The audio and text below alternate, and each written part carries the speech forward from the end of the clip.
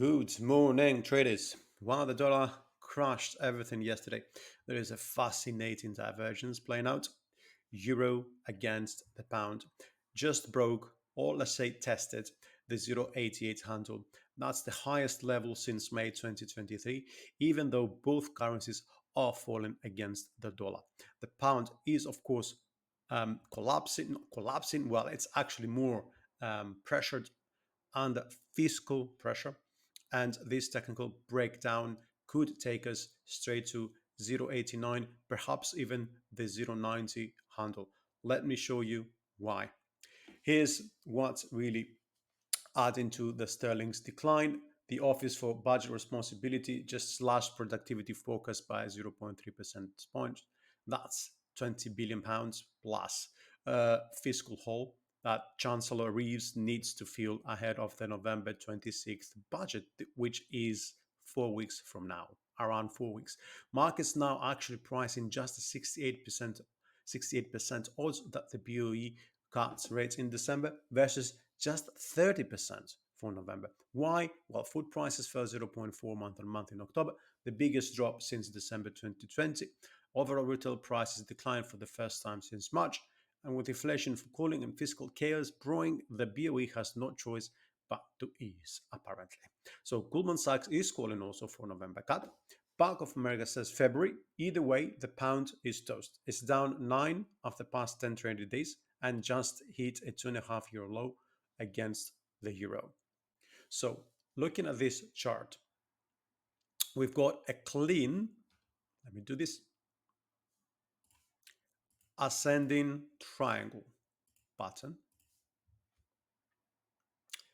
above 88. Now this is big, supposedly.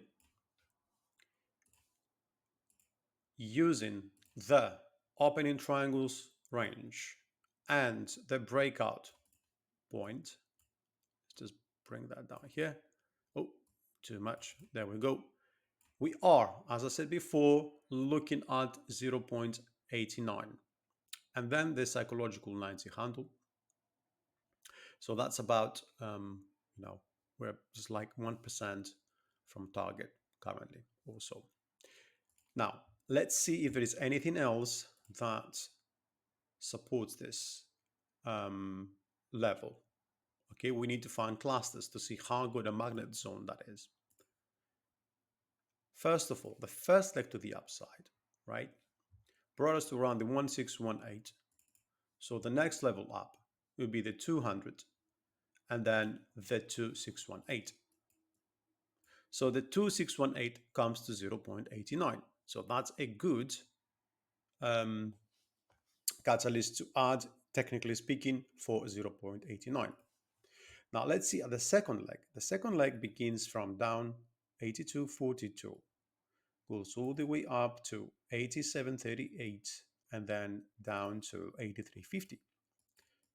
Now, that, the 100 brings us to 88.50, a round level, and the 138 brings us to 90, 0.90. So that means we have potential to get up there as well. Now, you might ask yourself, why is he doing this? Why is he measuring using these sort of particular swing highs and swing lows? Well, to be honest, this ascending triangle pattern is part of an open wedge. Okay, now, as long as we are above this trend line, supposedly this is still bullish. Now, when we go to this, the target could literally be anywhere because it's an open variation. But what else we can do, since this is supposedly the first, the second, the third, and the fourth wave, we can do the 1 to 4 to measure the net distance. And the 100% again brings us to 88.76, very close to 89. And then the 138 takes us above the 90. So everything points to 89 and 90 plus. Okay. Now, what else is important to note here? It's important, of course, since we're looking at further upside in the longer term, to look at where the long term lies and if there is any magnet zone there. And look at this. We have the 88.76 again at the 61.8 Fibonacci. This is the longer term retracement level. And the 78.6 brings us to 90.50, sorry. So again, this is a psychological um, sort of level that is important to take into account. So we have a pattern confirmation, two pattern confirmations, to be honest. We have the golden Fibonacci right in front of us, okay? And the wedge pattern uh, still forming, but there is a risk because we are in the final wave of this wedge pattern, okay? Which means after we hit these upside targets or any of these targets, we could see a sharp retracement, okay? But short term, the path to me is towards 89 and perhaps even 90. So key levels, resistance at 88.76, then 89 and then 90, support at 87.50, the ascending triangle top line. And then we'll look at the 87, which is around support.